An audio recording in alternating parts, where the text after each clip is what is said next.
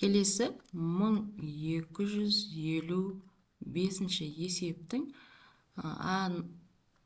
сұрағына жауап берейік. Яғни шеңбердің бойында жатқан нүктелерді атаңыз дейді. Ол бізде В және Д нүктелері шеңбердің бойында жатыр екен. Келесі сұраққа жауап берейік. Дөңгелектің бойында жатқан ол бізде В, Д және ішкі бөліктерді аламыз. Ол бізде С, О, Е болады екен. Келесі баға жауап берейік. Дөңгелектің сыртында жатыр. Яғни А, Л, К екен. Келесі 1256 есебіміз. Дәптерге О нүктесін белгілеңіздер. Бұл бізде О нүктесі. Ұзындығы дәптердің 4 көзіне тең ОА кесіндісін белгілеңіз. Яғни 4 көз санап аласыз да А кесіндісін белгілейміз. Сонда қосамыз екеуі. Бұл бізде ОА кесіндісі болады екен. Енді циркульді пайдаланып центрі О болатын радиусы ОА кесіндісіне тең шеңбер салыңыздар. Яғни циркульдің инесін мына жерге қойып, карандаш бойымен бүйтіп шеңбер сызып шығу керекпіз. Кәне сызып шығу керек. Сіздер міндетті түрде циркуль пайдаланыңыздар. Былай қоса шығамыз.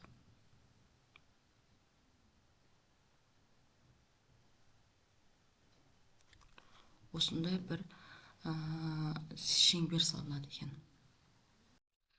Келесі 1257 есебіміз. Біріншісінде шеңбердің радиусы 11 сантиметр дейді. Радиус берілген 11 сантиметрге. Диаметрін табыңыздар. Диаметр дегеніміз 2R-ге тең. Орнына апарып қояйық. Сонда 2 көбейтілген 11 нәтижесі 22 сантиметрге тең болады екен диаметрі. Енді екіншісін шығарайық. Екіншісінде айдың диаметрі берілген. Диаметрі тең 3476. Табу керек радиусты, сонда радиус дегеніміз диаметрді бөлеміз 2-ге тең. Орнына апарып қояйық. Сонда радиусы тең 3476-ны бөлеміз 2-ге. Нәтижесі 1738 сантиметр болады екен. Келесі 1258 есебіміз. Жерге қазық қағылып, оған ұзындығы 3 метр жіппен ит байланған. Қазығы 3 метр жіпке дейін, яғни мына аралыққа дейін жүре алады. Енді ит жүгіру аймағының кескіндегенде 1 метр 1 сантиметрге сәйкестендіріңдер. Иттің жүгіру аймағының ең шеткі нүктелерінің қашықтығын жеңіз. Яғни жібі қазығы мына жерде байланса, ол 3 метр болса, мына жерге дейін жүре алады. Дәл солай өстіп 3 метрге дейін жүре алады ол. Міне, осы аралықтарға ғана жүре алады.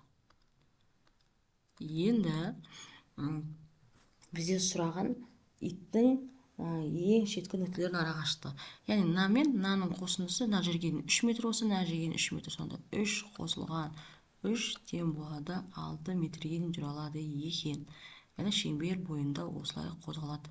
Немесе қосып шеңбер сызып қойсаңыздар да болады. Яғни қазықтан былай айналып қана жүреді ғой. Келесі 1259 есебіміз. Центрлері ортақ 10 нүктесі болатын радиусы 2 сантиметрге тең. Яғни ортақ болатын болса 10 нүктесі радиусы 2 сантиметрге тең дейді. Яғни мына жерде орналасқан арасы 2 сантиметрге тең. Яғни 3 сантиметрге тең 2 шеңбер сызыңыздар дейді. Мына бірінші шеңбер болса, мынау екінші шеңбердің радиус деп қарастырайық. Мынау былай орналассын, былай орналассын. Енді сіздер радиус циркуль арқылы сызсаңыздар әдемі болады.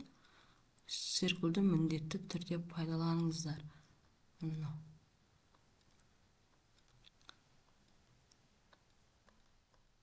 Былай ғой. Енді қосшайық. Мына бізде радиусы 2 сантиметрге деген шеңбер. Ал мынау бізде радиусы 3 сантиметрге тең шеңбердің қабырғасы деп қарайық. Олардың центрі ортақ, яғни О нүктесі. Енді жазықта екі шеңбердің аралығын бөлігін бояндар дейді. Яғни мына бөлікті бояймыз. Бояғанда оны қалай атар едіңдер? Мынау суретіміз неге ұқсайды деп сұрап тұр. Бізде Сақинаға ұқсайды, Сақина деп жазайын. Сақина деп атар едік дейді. Мына бөлікте қойылған бөліктер.